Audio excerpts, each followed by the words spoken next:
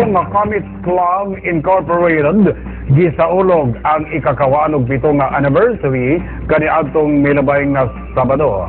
Alvin Ayan Manggaron sa dugang pang report. Gisaulog sa grupong Comets Club Incorporated ang ilang ika-27 nga anibersaryo kaniadtong Sabado, Setyembre 25 ning tuig. Gisugdan ng maong kasaulugan pinaagi sa usa ka motorkada diin milibot sa sentrong bahin sa Dakbayan ang mga miyembro sa maong grupo gikan sa Plaza Los ning syudad. Alas 9 ang takna sa kabuntagon o gitapos kini sa susamang dapit ug bidiretso ang maong grupo sa lungsod sa Tukuran alang sa pagpahigayon og usa ka salo-salo. Diin gihimo usab ang induction o election of officers alang sa tuig 2010 nga nahimong pinasidyunggang bisita og inducting officer si Tukuran Mayor Django Villamero.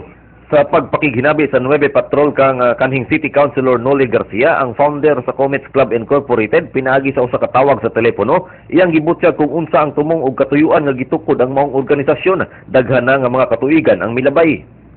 Gidugang pa ni Garcia sa pagpasabot ang advokasya sa grupo sa pagpanalipod sa kinaiyahan.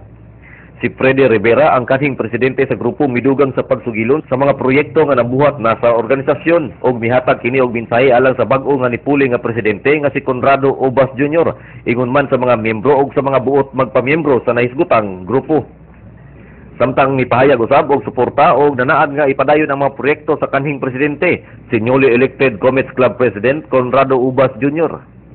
Sa ulahi, mihatag si Tukuran Mayor Django Villamero sa iyang mensahe alang sa organisasyon diin usa siya sa mga bag-uhay pa lamang nga nahimong miyembro sa Comets Club